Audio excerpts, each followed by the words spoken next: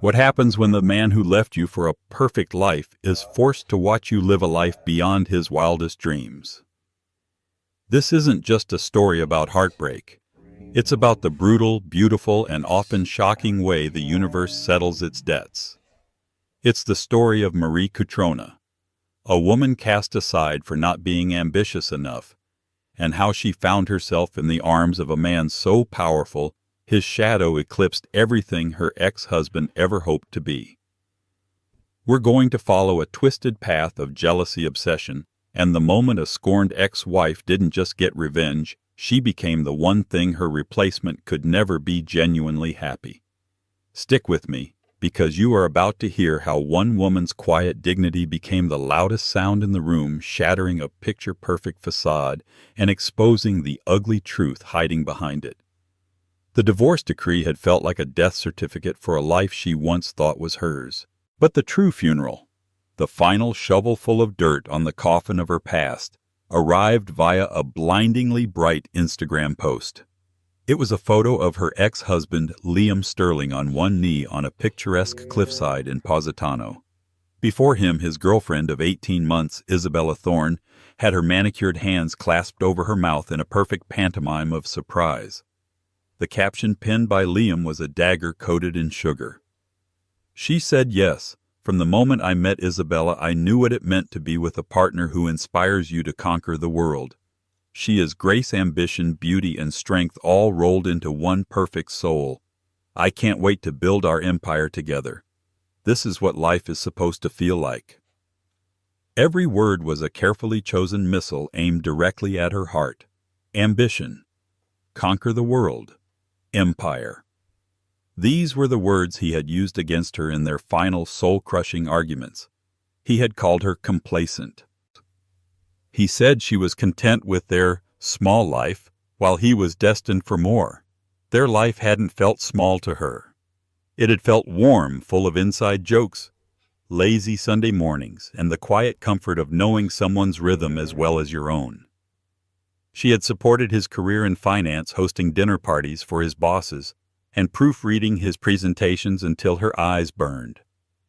She put her own passion, illustrative design, on the back burner, telling herself there would be time for it later after he made partner. But later never came. He made partner, and suddenly their cozy two-bedroom home felt like a cage to him. The women he met at corporate galas were CEOs, founders, women who wore power suits like a second skin. Women like Isabella. Isabella Thorne was by all accounts flawless.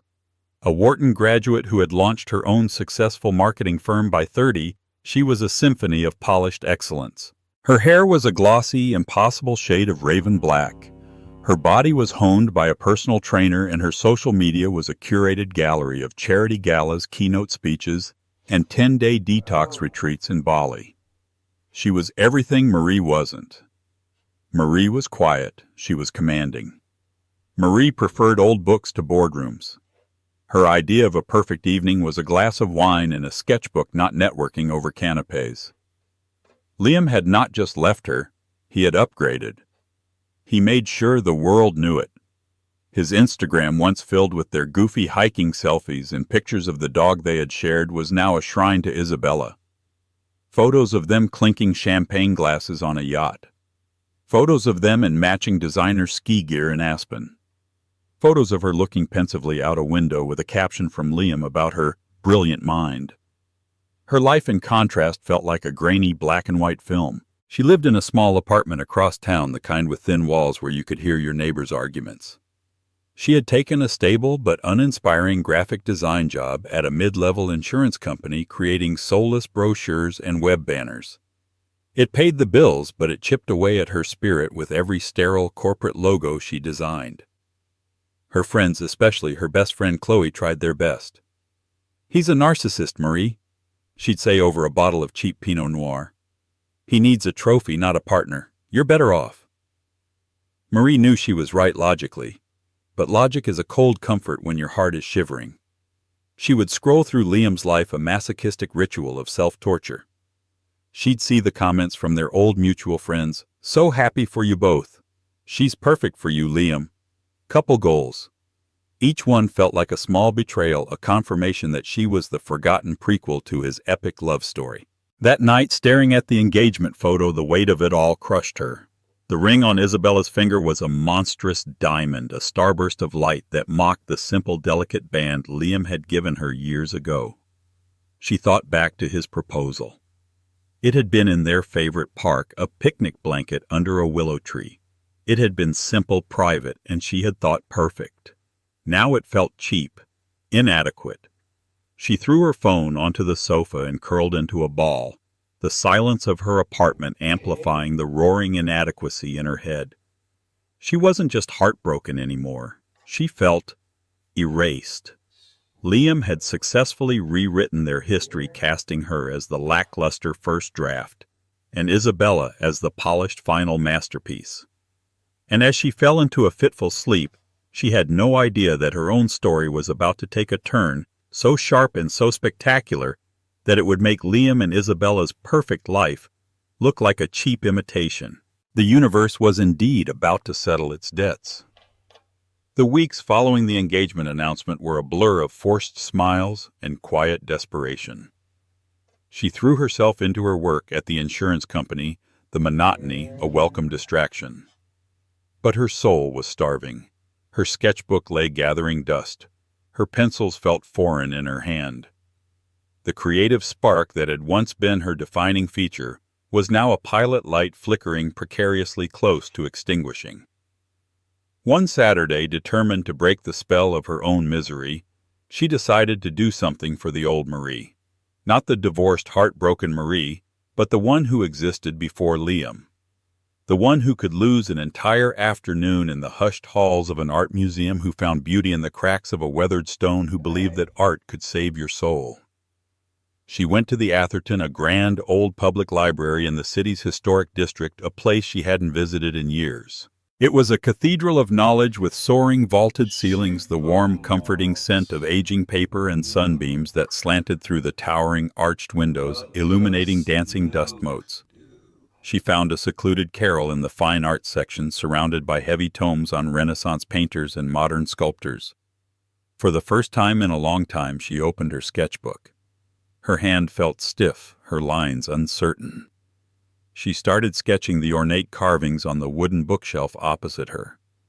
It was clumsy at first, but slowly the old rhythm returned. The feel of the graphite gliding across the page, the focus required to capture a shadow, the way the world narrowed to just her and the paper. It was a form of meditation. She was so engrossed that she didn't notice the man who had taken a seat at the adjacent table until he spoke. "That's a beautiful study of light and shadow," a low, calm voice said. She jumped, startled. She looked up to see a man who seemed both out of place and perfectly at home in the quiet library. He was dressed in a simple, dark gray Henley and tailored trousers, no suit, no tie, but the fabric had a quality that spoke of quiet expense. He had kind eyes, a warm shade of hazel, and a light dusting of stubble on a strong jawline. But it was his focus that was most striking. He was looking at her sketchbook not with polite curiosity, but with genuine, intelligent interest. Embarrassed, she instinctively moved to close the book. "Oh, it's just a doodle. I'm a bit out of practice." "Please don't," he said, holding up a hand. "I'm sorry for startling you. I didn't mean to intrude. It's just, you have a real talent for capturing texture. The way you've rendered the grain of that oak is remarkable." No one had commented on her art with such specific insight in years. Liam used to just say, "That's nice, honey," before turning back to his laptop. She felt a flush creep up her neck. "Thank you. I used to draw all the time." "What stopped you?" he asked, his gaze gentle, not probing. The entire sordid story of her marriage threatened to spill out. She caught herself and offered a sanitized version. "Life, I guess. A job, a marriage. It got complicated." "I understand that." He nodded, a flicker of something knowing in his eyes. "My name is Julian, by the way." "Marie," she replied, the name sounding a little stronger in this new context. He didn't ask for her number. He didn't try to flatter her. They just talked. For nearly an hour they sat in that quiet corner of the library and spoke about art. He knew about the Dutch masters, the Impressionists, and even some of the contemporary digital artists she admired. He talked about how architecture was a form of public art, and how the design of a building could influence the mood of a city block. He listened, truly listened, asking questions that made her dig deeper into her own thoughts. It was the most engaging conversation she'd had in years. It was effortless. When he finally looked at his watch, he seemed genuinely disappointed. "I have a meeting I can't get out of," he said.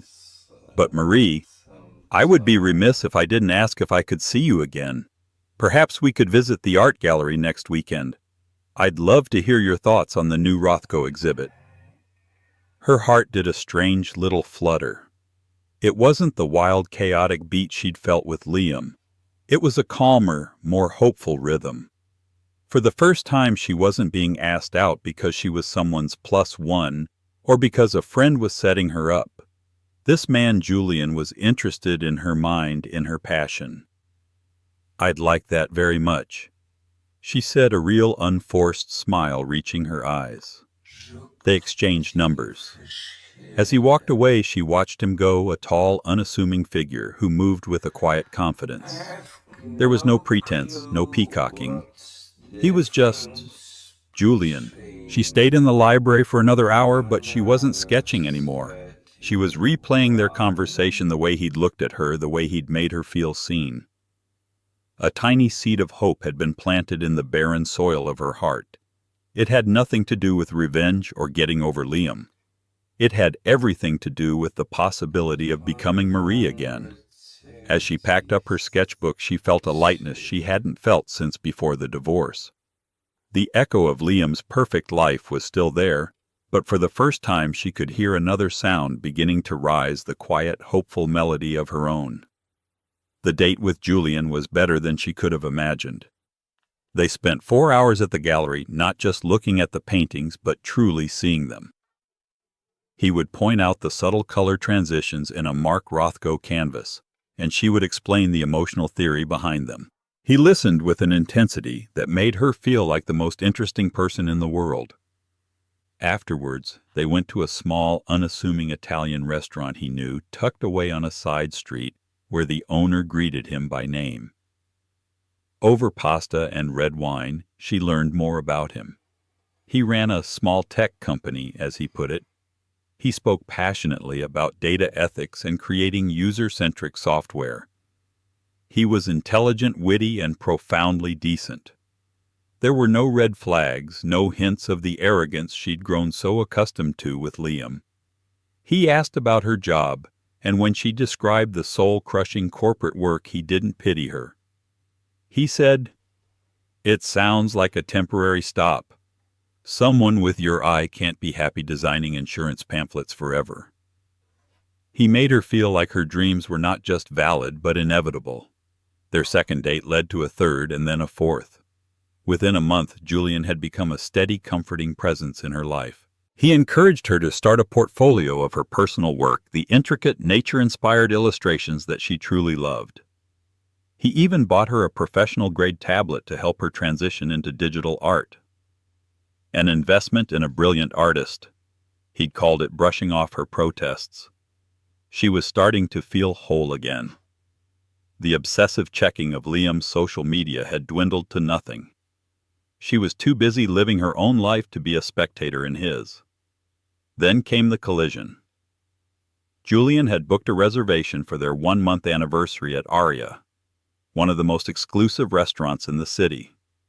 It was the kind of place with a 6-month waiting list, a place Liam had always talked about but could never get into. She felt a pang of nervousness as she dressed, choosing a simple but elegant emerald green dress. Julian had told her to wear whatever made her feel beautiful. When she met him there, he looked devastatingly handsome in a tailored navy blue suit. The way he looked at her when she walked in made her feel like a queen. The restaurant was stunning, all dark wood, soft lighting, and hushed conversations. They were led to a discreet corner booth. They were halfway through their appetizers, laughing about a story from his college days, when she felt a sudden chill. She glanced up, and her blood ran cold. Standing by the host stand, waiting to be seated, were Liam and Isabella. Of course. This was exactly the kind of place they would be. It was a stage, and they were the lead actors in their grand performance of success. Isabella was wearing a stark white dress that looked like it was sculpted onto her body, a stark contrast to her softer green. She held her head high, surveying the room with an air of ownership. Liam stood beside her, his hand possessively on the small of her back, a smug look on his face. For a moment she wanted to slide under the table. The old insecurities came rushing back, a tidal wave of inadequacy. Her stomach twisted. Julian must have sensed the change in her instantly. "Marie, are you all right?" he asked, his voice low and concerned. She couldn't speak. She could only nod numbly towards the entrance. He followed her gaze. He looked at Liam and Isabella, then back at her. His expression was unreadable, but his hand found hers across the table, his thumb stroking her knuckles reassuringly. Then Liam's eyes swept the room and locked with hers. His smug smile faltered, replaced by a flicker of pure shock. It was followed by confusion, and then something else. Something she couldn't quite decipher. Annoyance? Curiosity. He saw her then, his eyes slid to Julian, taking in his expensive suit, and the effortless confidence with which he occupied this space. Isabella noticed Liam's distraction and followed his line of sight. Her perfectly sculpted eyebrows rose a fraction of an inch. A cool, dismissive smile played on her lips as she looked Marie up and down, her gaze lingering for a moment on her dress, which suddenly felt cheap and unsophisticated. They were seated across the room, but in a direct line of sight. The dinner, which had been so warm and intimate, was now charged with an unbearable tension. She could feel their eyes on them. She tried to focus on Julian, on his voice, but she was hyper-aware of every move they made. After a few minutes, Liam did something she never would have expected. He stood up and started walking towards their table. "Don't let him ruin our evening," Julian said softly, his grip on her hand tightening slightly. "You have nothing to prove to him." Liam arrived at their table, a practiced, charming smile plastered on his face. "Marie, fancy seeing you here. The world is a small place." "Liam?" she said, her voice tight. His eyes flicked to Julian, an unspoken challenge in them. "You must be Marie's new friend." He said the word friend, dripping with condescension. Julian stood up, a gesture of polite respect that somehow also asserted his dominance. He was a few inches taller than Liam, his presence calmer, but infinitely more formidable. "I'm Julian Croft. It's a pleasure." He offered a hand. Liam shook it, his grip a little too firm. "Liam Sterling. I'm Marie's ex-husband." He said it as if it were a title, a claim of ownership. Isabella had now glided over to join him, a vision of icy perfection. "Darling, don't bother them," she said, her voice like honey laced with arsenic. She gave Marie a saccharine smile. "It's so good to see you out and about, Marie. We were worried about you." The insinuation was clear, the poor pathetic ex-wife finally managing to crawl out of her lonely apartment. The rage that simmered inside her was so hot it was almost dizzying. Before she could say anything, Julian spoke, his tone even and cool. "That's very thoughtful of you, but as you can see, she's doing wonderfully." He looked at her, his eyes full of warmth and pride, a stark contrast to the pitying glances she was receiving from the other two.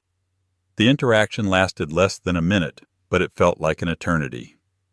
They finally retreated to their table, but the damage was done. Her appetite was gone. She felt exposed, judged, and thrown right back into the box Liam had built for her. She looked at Julian, her eyes stinging with unshed tears. "I'm so sorry, Julian. This is ruined." He shook his head, his expression firm. "Absolutely not. They don't have that power, Marie. Look at me." She met his gaze. "You are the most captivating woman in this room. They are the past. I am your present. Let's not give them another second of our time." He signaled for the waiter, ordered a bottle of their finest champagne, and proceeded to tell her a funny, self-deprecating story about his first failed business venture. He didn't mention Liam or Isabella again. He slowly, masterfully pulled her back from the brink, rebuilding the intimate world they had shattered. But as they left the restaurant hours later, she saw them watching them go. Isabella's face was a mask of polite indifference, but she saw the flicker of something sharp and venomous in her eyes. Liam just looked confused, as if he was seeing a puzzle he couldn't solve. The perfect narrative he had built for his life suddenly had an unexpected variable, and he clearly didn't know what to make of it. The incident at Aria left a strange aftertaste. On one hand, it was humiliating. On the other, Julian's unwavering support had solidified something between them. He hadn't flinched. He had shielded her. It was a kind of partnership she had craved with Liam but never truly received. A few weeks later, Julian approached her with a hesitant look in his eye. "I have a favor to ask, and please feel free to say no," he began. "My company is the primary sponsor for the annual Children's Literacy Gala. It's a big event, very public, and I would be honored if you would accompany me." Her heart leaped into her throat. A public event, cameras, society pages. It was everything she normally avoided. But the thought of standing by Julian's side, not as a background player, but as his chosen partner, was a powerful lure. "I'd love to," she heard herself say, a new wave of confidence washing over her. The preparations were a whirlwind. Julian insisted on taking care of everything. A stylist he knew, a chic, kind woman named Anja, arrived at her apartment with a rack of breathtaking gowns. She chose a deep sapphire blue creation that shimmered under the light with an elegant cut that made her feel both powerful and feminine. Anja arranged for a hair and makeup artist on the day of the gala. When she was finally ready, she stared at the woman in the mirror. It was her, but it was a version of her she hadn't seen in a decade. The defeated slump was gone from her shoulders. Her eyes, expertly framed, shone with anticipation, not sadness. For the first time, she didn't feel like Marie Sterling's ghost. She felt like Marie Cutrona. Julian's driver picked her up in a sleek black town car.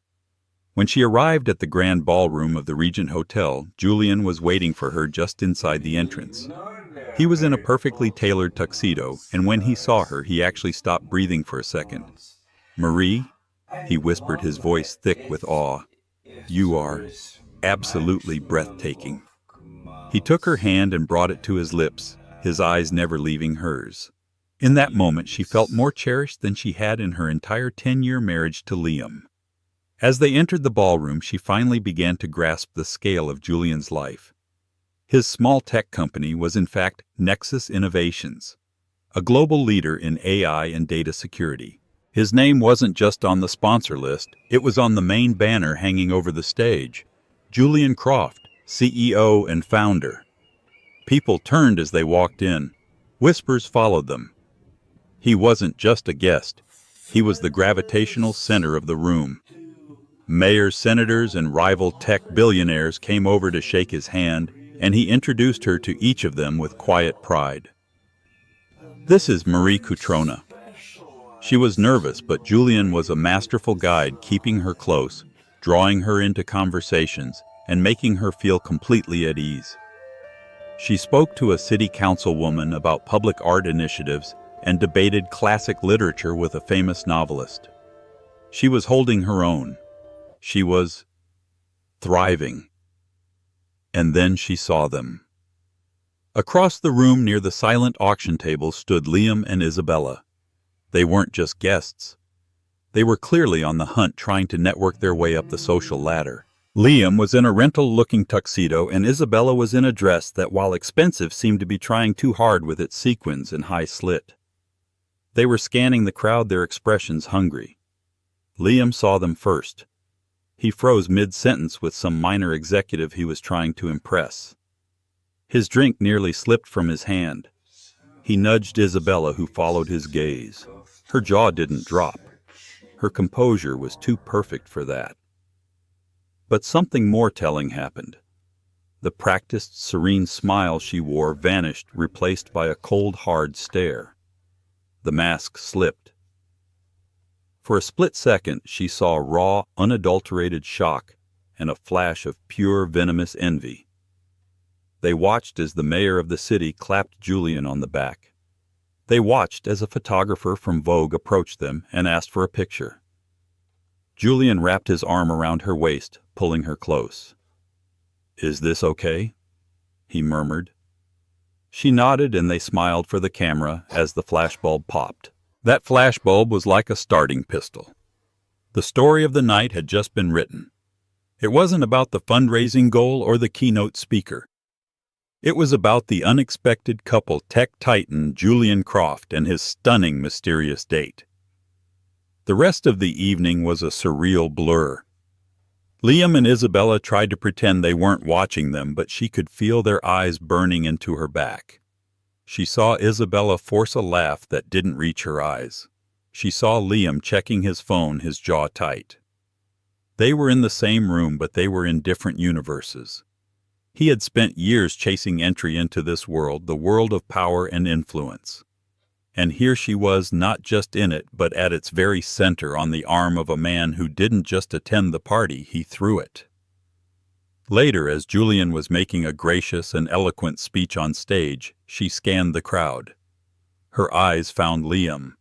He wasn't looking at the stage. He was looking at her. The condescension from the restaurant was gone. The smugness was gone. His face was a complex canvas of confusion, regret, and something that looked terrifyingly like longing. It was the look of a man who had meticulously built a house of cards only to watch a hurricane named Marie Catriona walk into the room. As they left the gala hand in hand, stepping past the velvet ropes into the cool night air, she felt a profound shift in the cosmos. She hadn't sought revenge. She hadn't planned any of this. She had simply started living her own life, and in doing so, she had inadvertently stolen the spotlight they so desperately craved. The perfect facade of Liam and Isabella Sterling-to-be had just developed its first undeniable crack. And she knew with a certainty that settled deep in her bones it was just the beginning. The morning after the gala, the world was different. Her name was no longer just a name. It was attached to Julian Croft's. The society columns and online gossip sites were buzzing. Tech mogul Julian Croft debuts new love at annual charity gala. There were photos of them everywhere, smiling at the camera, laughing together, his hand resting possessively on her waist. She was no longer the mystery woman. She was Marie Catriona, and suddenly people were interested in who she was. An arts and culture blog dug up the personal portfolio website Julian had encouraged her to create. They ran a feature, More Than a Mogul's Muse, The Stunning Art of Marie Catriona. Within 48 hours, her website traffic exploded. She received emails from galleries, inquiries about commissions, and even an offer from a boutique publisher to illustrate a collection of classic fairy tales. It was a dizzying, terrifying, and exhilarating avalanche of opportunity. Julian was her anchor through it all. "I told you they'd see it," he said, his smile genuine and proud. "This is all you, Marie, your talent. I just opened a door. You're the one flying through it." He helped her navigate the offers, connecting her with a lawyer and an agent to ensure she was making smart decisions. With his guidance, she didn't just feel like an artist. She felt like a business owner. She quit her job at the insurance company, a moment of liberation so sweet it brought tears to her eyes. While her world was expanding, Liam and Isabella's was visibly shrinking. The first call from Liam came 3 days after the gala. She was sketching at her kitchen table, the morning sun streaming in, when his name flashed on her screen. She almost didn't answer, but a morbid curiosity won. "Marie," his voice was strained. "Hi, Liam." I saw the articles, all the photos," he stammered. "Croft, Julian Croft, the CEO of Nexus. How do you even know him?" There was an accusatory tone in his voice, as if she had somehow cheated. "We met," she said simply, offering no details. "This is insane," he continued, his voice rising. "You have to be careful, Marie. A guy like that, they live in a different world. They use people. He's probably just with you for the novelty of it. The quiet, artsy type. It's a cliché." The audacity of his concern was breathtaking. He wasn't worried about her. He was trying to tear down what she had to make himself feel better. I appreciate your sudden concern for my welfare, Liam, but I'm fine, she said, her voice cold. I have to go. I'm working on a commission. She hung up before he could respond, her hand trembling slightly, not with fear, but with rage. He couldn't stand it. He couldn't stand that she had found happiness, and not just any happiness, but a life that dwarfed the one he was so proud of. Isabella's reaction was more public, and in a way more pathetic. Her Instagram went into overdrive. She posted a relentless stream of content celebrating her and Liam's perfect love. A long gushing post about their wedding planning with the hashtag Sterling Empire. A series of professionally shot photos of them laughing on a sailboat captioned, "Find someone who is your anchor in any storm." It was all so performative, so desperate. She was shouting into the void, trying to convince the world and perhaps herself that her prize was still the best one. The comments on her posts started to change. Where there used to be fawning praise, there were now subtle jabs. Almost as glamorous as the literacy gala, one person wrote under a photo of their engagement party. Liam's ex is dating Julian Croft, you know. Another commented. She would delete them, but more would pop up. The story was out, and her curated narrative was losing its power. The real shift came during a lunch with Chloe. They were at an outdoor cafe when she slid her phone across the table. "You need to see this." It was a post from a well-known local gossip columnist. The headline read, "Sterling Thorne wedding plans hit a snag, fiancé's ex moves on and up." The article detailed Liam's modest career in finance compared to Julian's stratospheric success. It painted Isabella as a driven but local player, while Marie was now being linked to global philanthropy and the tech elite. The most damning line was near the end. "One has to wonder if Mr. Sterling is having second thoughts. It seems the woman he deemed too comfortable has found a life that is anything but." "Ouch," Chloe said, sipping her iced tea. "That's got to sting." It was brutal, and a part of her, the part that had cried on her apartment floor, felt a grim sense of satisfaction. But it was fleeting. Her happiness with Julian, her burgeoning career that was real. Their drama was just noise, a fading echo from a life she no longer lived. A few weeks later, she got a frantic, tearful call from an old mutual friend, Jessica, who was one of Isabella's bridesmaids. "I shouldn't be telling you this," she whispered into the phone, "but they are fighting. All the time. Liam is obsessed. He is constantly talking about you, about Croft. He checks the news, the blogs.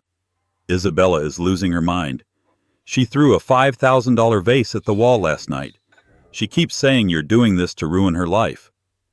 The perfect couple was imploding. The empire was crumbling before it was even built. The pressure of maintaining the facade, now that it had a glaring point of comparison, was proving to be too much. Liam hadn't just been content to have the better life. He needed everyone to know it. Now, by every conceivable public metric, he didn't. And it was destroying them. Her quiet success had become their public failure. The wedding was 6 weeks away. According to the society pages that were now, ironically, her source of information on her ex-husband's life, the Sterling Thorne wedding was set to be the event of the season. Isabella had booked the most prestigious country club, hired a celebrity wedding planner, and had reportedly commissioned a custom gown from a famous designer. It was a full-scale production designed to scream success and perfection from the rooftops. But behind the scenes, the cracks were turning into chasms. Liam's attempts to contact her grew more frequent and more desperate. He sent texts late at night. "Are you happy? And he doesn't know you like I do." She ignored them all, blocking his number after he sent a rambling, wine-fueled email reminiscing about their simple, real life together. Her life with Julian was anything but simple, yet it was more real than anything she'd known. They traveled. He took her to a conference in Kyoto where they spent their free time exploring ancient temples.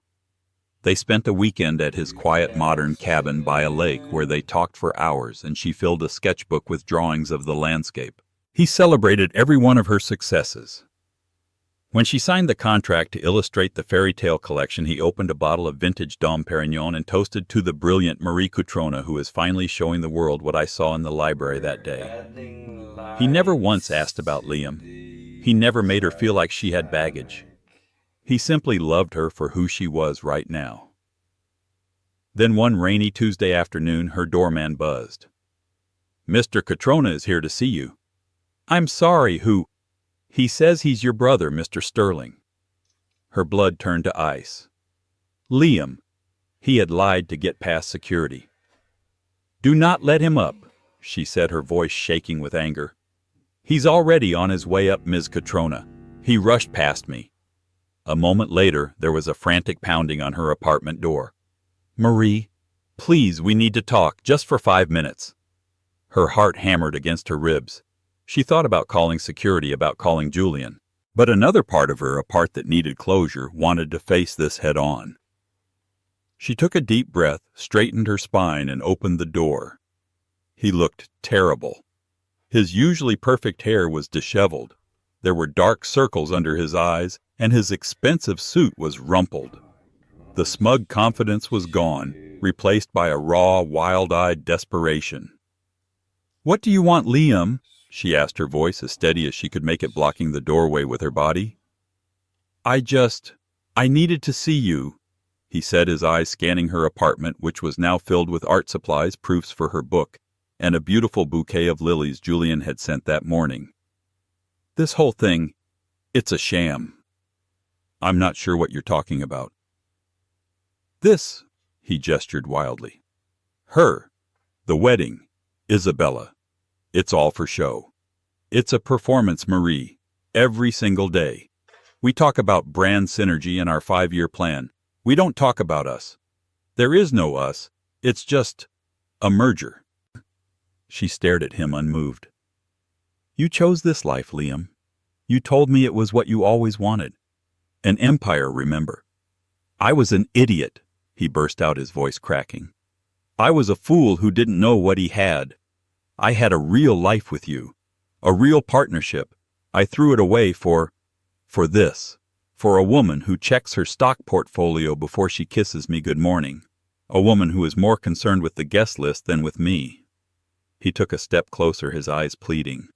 "I made a mistake, Marie, a terrible, life-ruining mistake. She isn't perfect. She's hollow. And seeing you happy, successful, seeing you with him, it just made me realize what I lost." It was the confession she had once dreamed of hearing, the ultimate validation. But hearing it now, she felt nothing but a profound, weary pity. He hadn't come here because he loved her. He had come here because his new toy was broken, and her new life made his look cheap. Her happiness was a mirror reflecting his own failure, and he couldn't stand the sight of it. "There's nothing left to say, Liam," she said quietly. "You made your choice. I've made mine." "No, don't say that," he whispered, reaching for her. He tried to cup her face in his hands, his thumb brushing her cheek. The gesture, once so familiar, felt alien and repulsive. In his eyes she saw the ghost of the man she once loved, now twisted by envy and regret. "We can fix this. It's not too late. Call off the wedding. I'll leave her tonight. We can go back." "Go back to what?" she said, pulling away, her voice finally rising. "To the woman you thought was too small for you. The woman you left because she wasn't ambitious enough. You don't want me, Liam. You want what I have. You can't stand that I built a better life after you burned ours to the ground. You're not in love with me. You're in love with the idea of winning." His face crumpled. The truth of her words hit him like a physical blow. He saw it then, his own pathetic, ego-driven heart laid bare. He tried one last desperate gambit. He lunged forward and tried to kiss her. She turned her head and his lips met her cheek. She pushed him back hard. "Get out," she hissed, her voice trembling with a final cleansing rage. "Get out of my home and out of my life. For good." He stumbled back, defeated. The last of his fight seemed to drain out of him, leaving an empty, pathetic shell. He gave her one last haunted look and then turned and walked away. His shoulders slumped. She shut the door, locked it, and leaned against it, her body shaking. It wasn't sadness. It wasn't even anger anymore. It was the definitive final closing of a chapter. He hadn't just been her ex-husband. He had been a ghost haunting her every step, and she had finally decisively exorcised him. The last cord had been cut. She was completely and utterly free. The day of Liam and Isabella's wedding arrived on the wings of a brilliantly sunny, crisp autumn Saturday. It was the kind of day photographers dream of, where the light is golden and the sky is an impossible cloudless blue. Her phone, which she'd intentionally left on the kitchen counter, buzzed with a relentless rhythm. She knew without looking that it was the digital world announcing the nuptials. Curiosity, that old familiar ghost, finally beckoned her over. Her social media feeds were an inescapable shrine to the Sterling Thorne union. A prominent lifestyle magazine granted exclusive access was flooding the internet with a meticulously curated play-by-play. The first image was a drone shot of the Oak Ridge Country Club, its manicured lawns sprawling like a green carpet, the grand white clubhouse looking like a modern-day palace. Then came the detail shots, a towering ice sculpture of their intertwined initials, L and I, already beginning to weep in the sun. The 10-tier wedding cake, a monument of white fondant and sugar flowers. Close-ups of the calligraphed menus and the champagne flutes, each etched with the wedding date. And then there was Isabella. A series of photos showed her in her custom gown, a severe architectural creation that was more of a statement than a celebration. She looked flawless, her raven hair pulled back into a chignon so tight it seemed painful, her makeup a mask of perfection. But in every photograph, even the ones where she was smiling, her eyes held a brittle, high-stakes tension. She was a CEO closing the most important deal of her life. Finally, a photo of the happy couple moments after the ceremony. They stood under a massive arch of white roses, Liam in his bespoke tuxedo, Isabella holding his arm. They were smiling for the camera, a perfectly composed portrait of success. But she saw what the camera tried to hide. She saw the faint, tight line of Liam's jaw, the way his smile didn't quite reach his eyes. He looked less like a groom and more like a man who had just signed a contract with punishingly high terms. They were a picture of perfection, but the picture was hollow. There was no joy in it, only the grim satisfaction of an objective achieved. A strange sort of peace settled over her as she set the phone back down. There was no sting of jealousy, no pang of regret. There was only the quiet, clinical observation of a life she had so thoroughly and gratefully escaped. Just then the doorbell rang.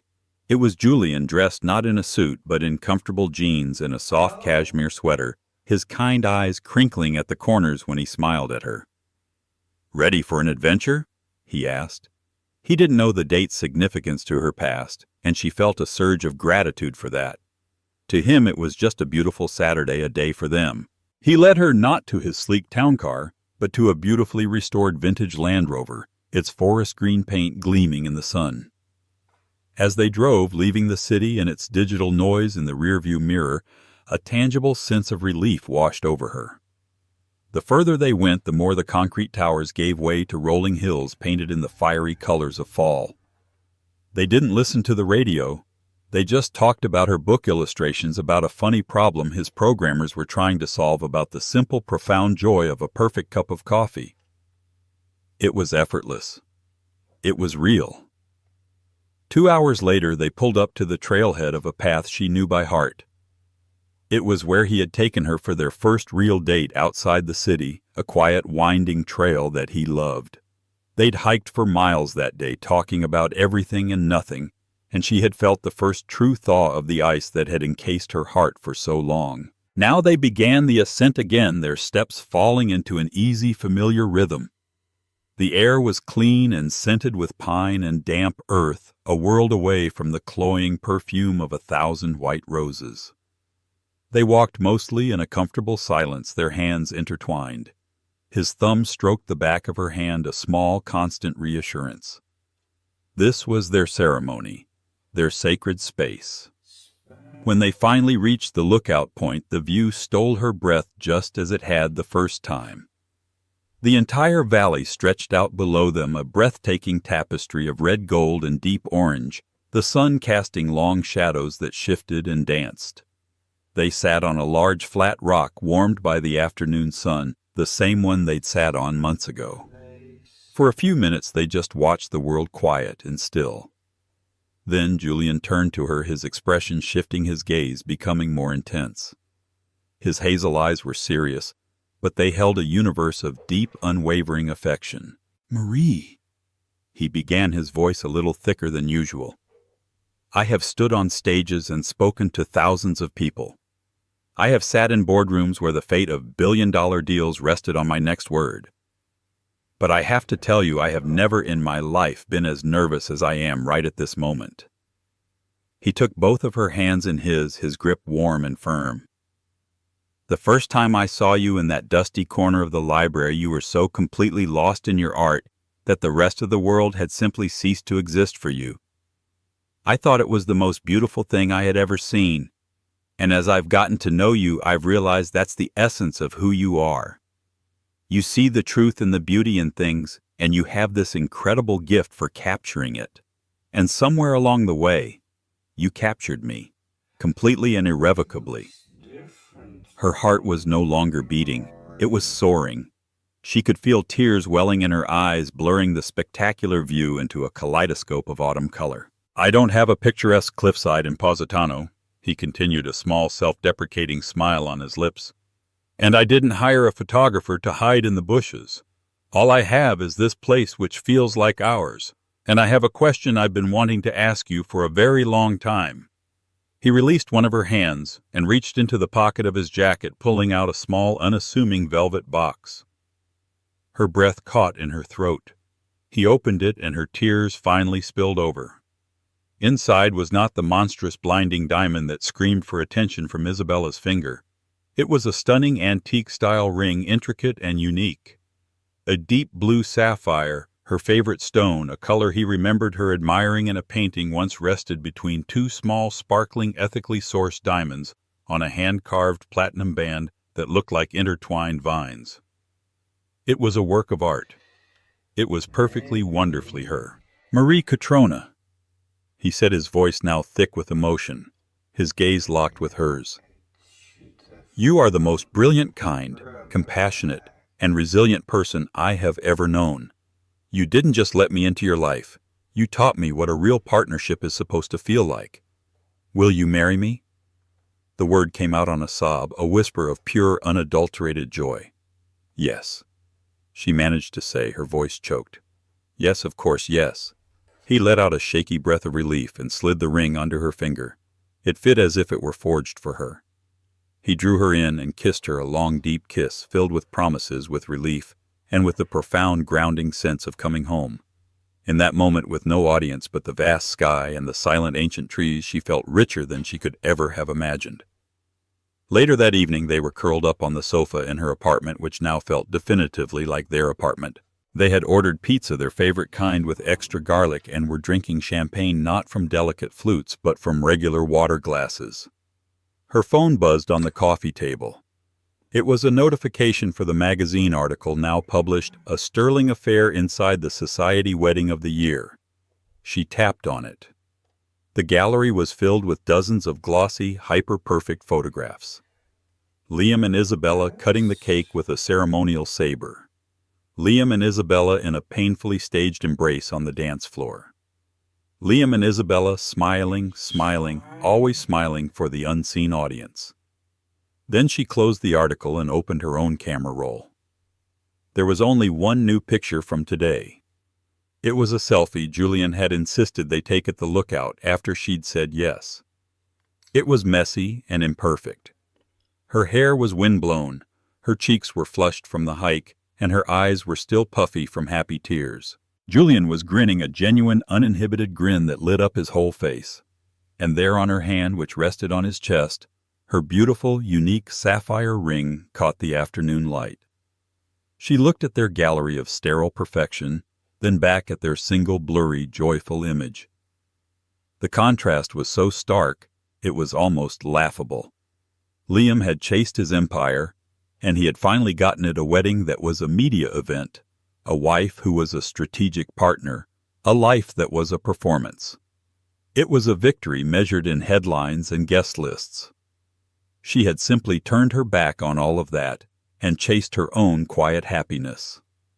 And in doing so, she had found a kingdom. Her victory wasn't loud. It wasn't about revenge or stealing a spotlight. It was the quiet, profound, and undeniable truth that settled in her soul as she leaned her head on her future husband's shoulder.